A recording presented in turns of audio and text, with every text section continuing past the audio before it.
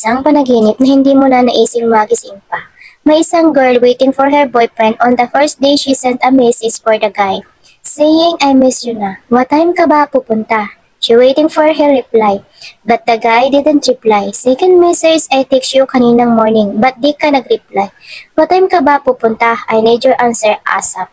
She waited for 5 hours, wala pa ring sagot. Sa sobrang asar, iniop niya ang kanyang cellphone. And she said, I will not open this cellphone unless pumunta siya dito. After few minutes, nakatulog na yung girl. Second day, she's still waiting for her boyfriend. Magpaparing sa phone tapos bababa, she told herself, did he love me pa ba? He knows naman pag nagpaparing ako. She's expecting that the boy will call him back.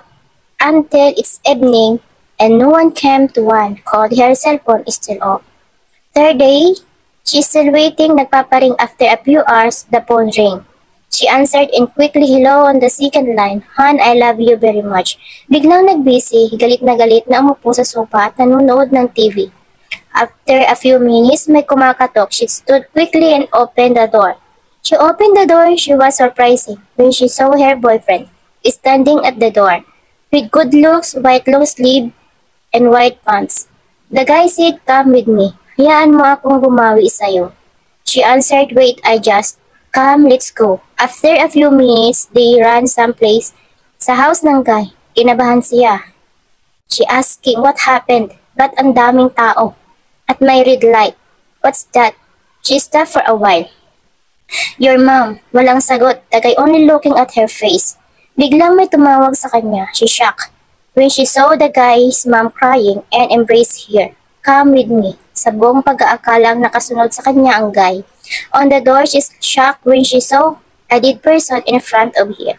She looks at her back, but the guy is gone. Where he went, di niya alam. Wala naman siyang nakita dumaan in front of her. The mother said, ba't ngayon ka lang pumunta? Kahapon pa ako nag-text sa'yo pero naka-off ang phone mo. She opened her cellphone and sat for a while.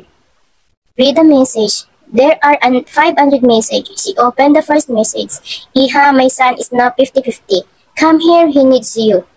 The second message, please come here or reply, I need it now. Third message, my son is on comatose. Can you visit him now?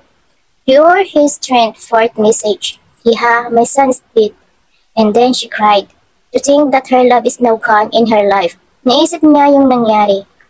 She with the guy the past few hours, but she keep on thinking hanggang dumating ang kanyang pag-iisip.